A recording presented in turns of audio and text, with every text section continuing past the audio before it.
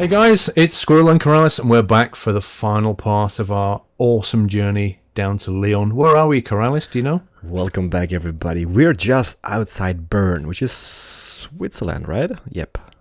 I believe so. So it explains why it's been getting hilly lately. I have noticed we've been going up and down quite a bit. So this leg, we're gonna travel to almost Geneva, and then we're gonna head down to Lyon, deliver some Xboxes, PS4s, and Jack Daniels to the French kiddies, and we're good to go. I can't wait. We're going to be so popular down there. With the kids anyway. I'm not sure about the parents handing out Jack Daniels, you know? It's like Santa Claus is coming to town. Okay, who's gonna take the lead? You take the lead. I think you should do it this time. Alright, so I'm pulling out, buddy. Just bear in mind that I've got a heavy load here. Oops, did I hit you? Nah. I'm making it. Alright, I'm out. I'm gonna wait for you because it's gonna take like, I don't know, a year before you leave. Off you go. Right. Are you behind me? Perfect. Yeah. Let's go then. So, buddy, do we get any topics for this episode? Yep, we've got a few left. Let's see, where were we? The last one we talked about was Mrs. Keralis and Mrs. Squirrel. On this one, we've got one from a guy called, I don't know if I'm going to get this name right, Lyon B, I think is how you say his name. Lyon B. And Lyon B, Nyoyn, and then a B. It says Lyon B. Lyon B. Lyon B. And he says, love the series and would like more. As you say, it's relaxing to watch and drive. As for a topic, how about if you and Keralis were to design a game, what would it be and why? Keep up the great work, guys. That's an interesting question. It is. I don't know, like it's mind-blowing question, but I would go with a sandbox game. Go with a sandbox. I agree with that. Some type of sandbox game. I think I don't know what game I'd go with eventually, but I think there'd be definitely criteria. I think it would be sandbox, and the main requirement I would have is that it's highly moddable, because I just love moddable games. Mods for the win. Yeah, I totally agree. Mods, they do so much to games. Like, they transform games. I mean, just look at Euro Truck, all the mods out there. I mean, you can play a game, but it kind of gets a bit boring after some time. Add some mods, a new gameplay. You make it endless, basically, don't you? The creativity that people have. I mean, game designers come up with games, they release it, make it moddable, and then they just watch what happens. And it must be so rewarding. They see some amazing mods coming out. Oh yeah, I agree. Like, I mean, like take for example, like all those big AAA titles, like all the FPS games and whatnot. I mean, you know, we've seen it. That's been done. It's kind of like the same story in everyone. But all the sandbox games, like they just prevail. They just deliver all the time. They never die for some reason. I mean, Minecraft, yeah. There's just no way. If that had been a closed game, like a AAA title, and it hadn't been moddable, I just don't think it would have been as popular as it is today. No, I mean the community makes it so awesome as well. But all the mods, I mean, there's so many mods for Minecraft that I don't know. I mean, every single day there's new mods for the game. Things might change in the future because I don't know. I think some of the mods are not able to work anymore because they removed Bucket, I think it was called, or something, which is kind of like a server mod API, I guess, which has been removed because of some law issues and stuff. So it might get harder for the modders, but you know, there's always ways around that, I guess. Yeah. But for me, it would be a sandbox game. It would be to involve with the building stuff. I guess. I mean, there's something good about. I mean, that's it, isn't it? Like a construction game, where the players are constructing, it's just more creative. You can express your creativity. I kind of like survival-y games as well, but I kind of feel that certainly the zombie survival games that followed in the wake of DayZ, they're kind of getting a little bit overdone now, and I'm not sure. If I was going to make some kind of survival-y sandbox, I'd have to try and come up with something that was different somehow. It wasn't zombie related or some virus or whatever it is, but there'd have to be a reason to survive, I guess. Like its market is flooded with zombie games. I started playing Life is Feudal yesterday. How did you find it?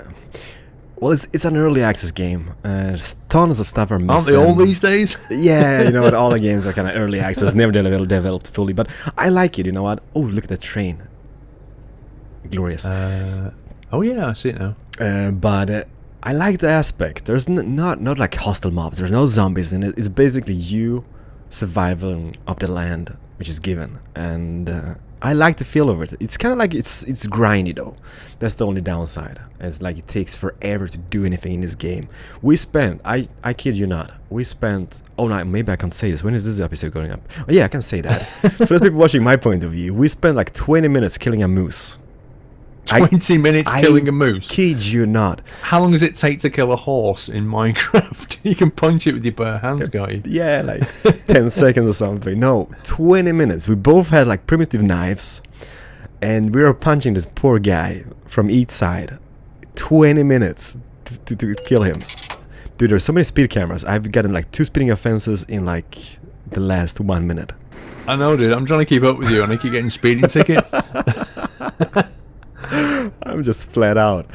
No, but 20 minutes to kill a moose, that was a bit of overkill. And we tried to build a house, and that takes ages. It's just grinding up skills, but I like the feel of it, you know. It's something different from what I've seen. I like the idea that you have to work for something like that. I mean, I like the idea, you know, in Minecraft, you've got to go and find ore, and then you've got to sort of dig it out the ground with the right tools, and you've got to melt it down. If you want to craft things, you have to put in the effort. I like that. But the idea of it taking 20 minutes to kill a moose, or an hour to level a bit of land, an hour of real time, that stops being fun at that point and starts entering into the realms of this as a bit of a chore. Oh yeah, no, like I mean, 20 minutes. Might be just because of the tools we used. We used the primitive knives. And Right. I'm not sure. We don't really have any other things available at this point. But we got 150 meat chunks of that, guys. I mean, we're happy. But still, 20 minutes. It was a laughing feast all over the place. So, I mean, in terms of...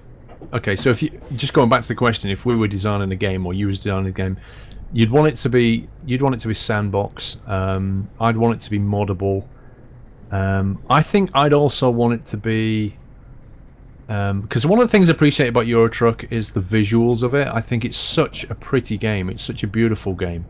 It is. The graphics. So I think I'd put that on my list of it must be visually...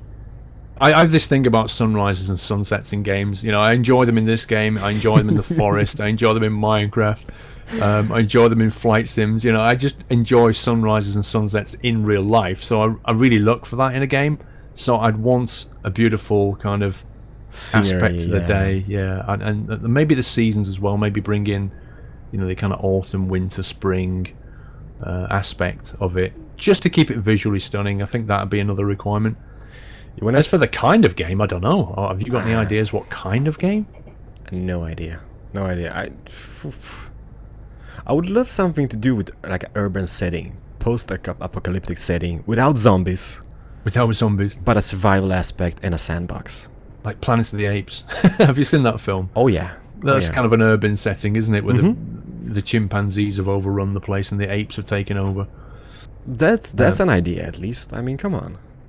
It is, because interesting about that, if you saw the last film, if you haven't, I don't want to spoil anything, but if you saw the last film, you haven't, okay. No, not yet. 50 spinning cameras, I think, coming up. We'll not talk about that then. You should go watch it. It's a good film. I really enjoy it. You know what? You can say it. I'm not a guy with spoilers. I can still watch a movie with spoilers, so don't worry about it. Yeah, I mean, it's not so much a spoiler, but it kind of they're in the city, and the apes and stuff are living out of the city, and you know, there comes a point where the apes try and take the city back, and they're wrestling for control of the city because, you know, they want the subway, the human ones want the weapons.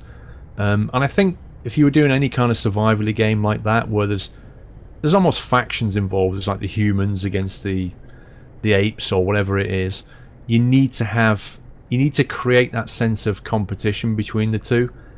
Like, they need to be fighting for resources. That's how you create the conflict, and they fight over territories and stuff. So you'd probably want to bring that aspect into the game. That's not a bad game idea whatsoever. I mean, just swap the zombies for apes and we're done. Yes, yeah, absolutely. We just call it Ape Craft or something. When we're there, aren't we? Day Ape. Day Ape. That's it. Let's do it. Let's get it. Let's get it built. Start coding tomorrow. Oh, that would be glorious. Right, let's move on to another question. I think we've done that one. That was from Lyon B. Thank you for that. What have we got now? We've got Sebastian Simeon, which is an interesting name. Sebastian Simeon. And let me just turn this bend because I can't read whilst turning corners. It's difficult. It says, nice video once again. As a discussion topic, I suggest you talk about smartphones. Which brands are your favourites? Which smartphones you own and why? What do you guys think of the iPhone, and compare them with Android flagships and all the rest of it? I don't know what your take is on this one, but personally, I use Windows at home and I use Macs at work, and I have had an iPhone and I've had an Android phone, and I'm quite comfortable with both environments. Are you do you fall on any particular side? Are you kind of an Apple guy or an Android guy, or are you just a phone's just a tool and you don't really care anyway kind of thing? I'm more or less leading to the tool option, to be honest. I got a Samsung Galaxy S5. I've had a bunch of other phones. I had Apple phones and iPhones and whatnot. I just don't. The only thing iPhones are amazing phones. The only downside is iTunes for me. That kind of ruins the whole experience with the phone.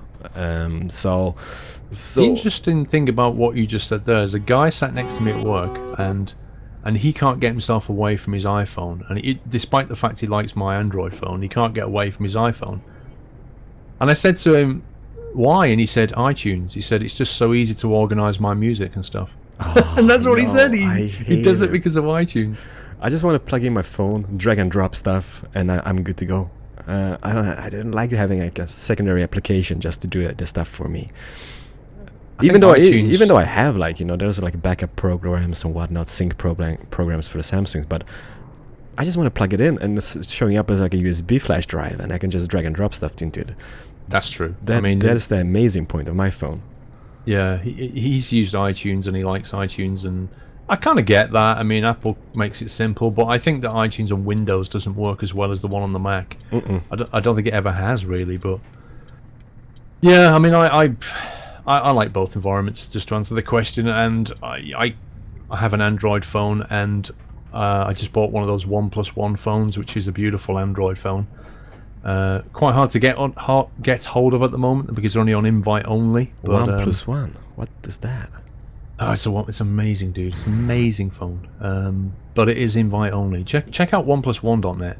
All right. And if you do want one, because I should at some point get some invite codes, and if I get one, just let me know if you want to get the phone, please you can have one of the codes.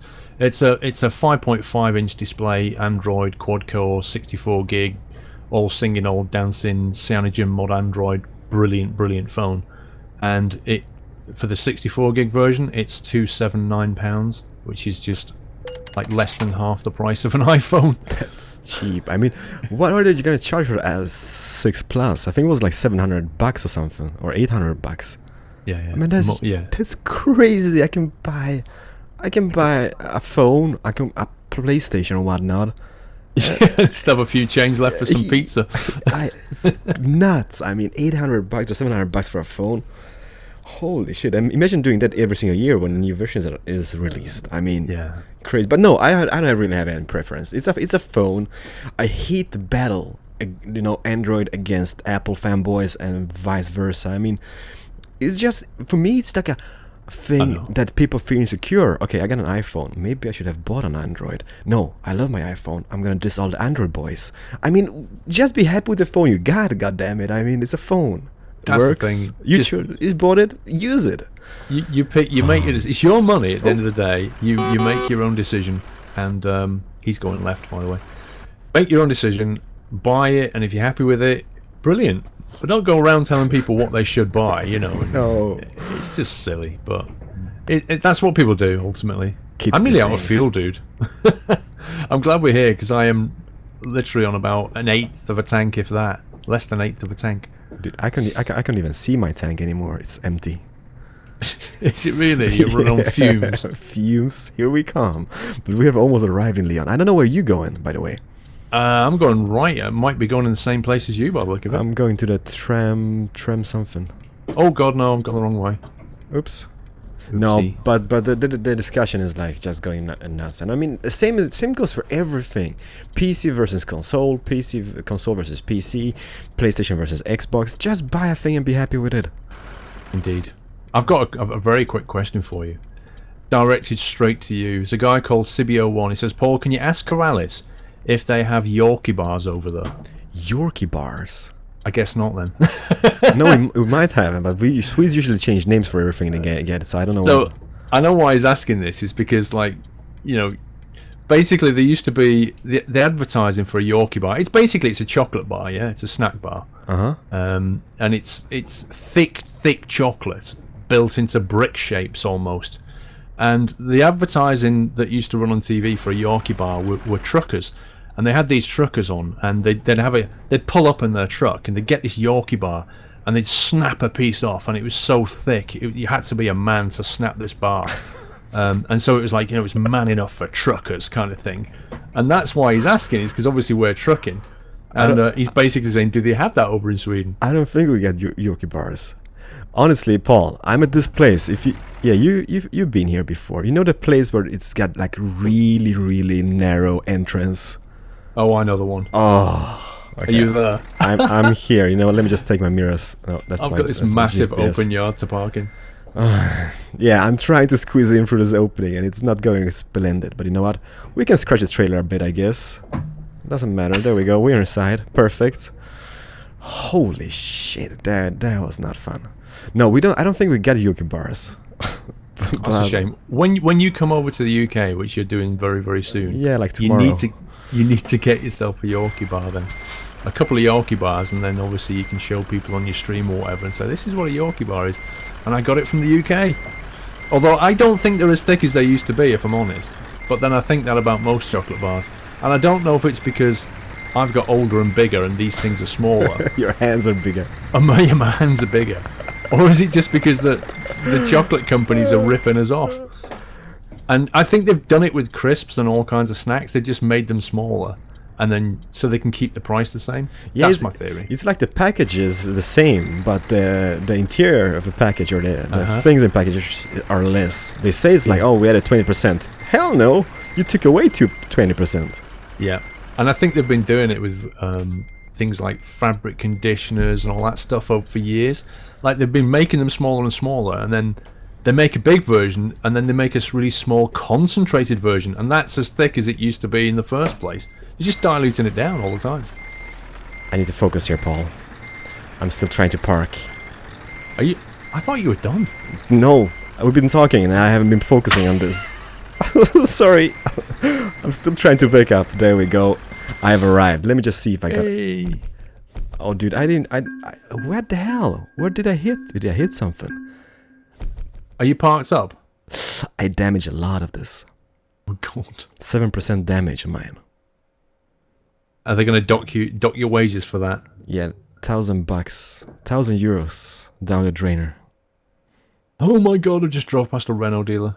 Ooh, move away quickly from there. You know what, I'm happy still. I mean, this was a long journey and only 7% damage. And I think the damage happened here in this company. You were reversing the trailer in. Yeah, but the narrow entrance, I mean, what the hell? Who built such a place? It's just you need to come over to me. I'm down at the... where are you down at the mechanic place. You can repair your truck. I'm coming. I'm coming for you, Paul. Do we get any more questions on the go while I drive there?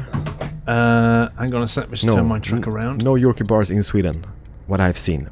If there's any Swedes watching this and you've seen a Yorkie bar, I'm sorry.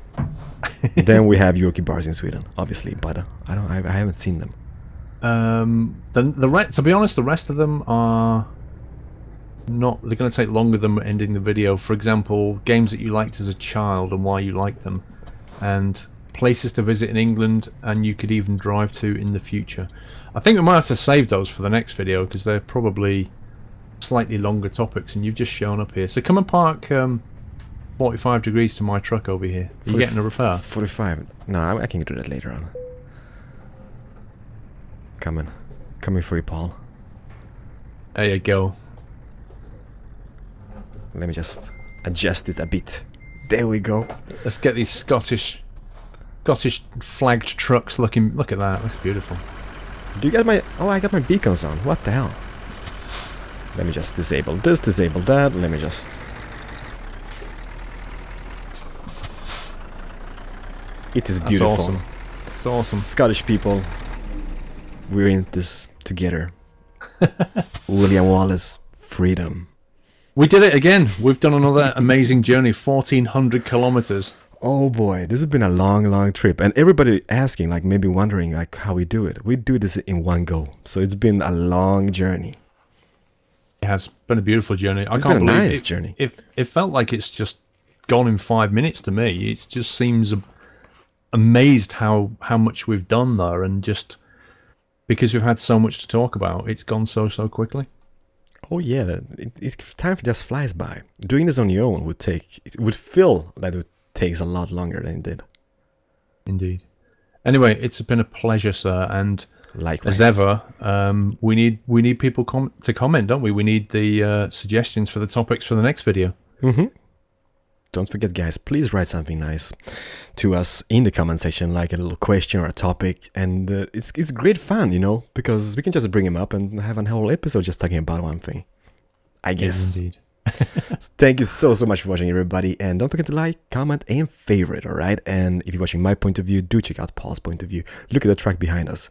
Why do people buy such ugly Volvo trucks? That's a Renault. I bet it was a Renault out of that. It is! It's a Renault!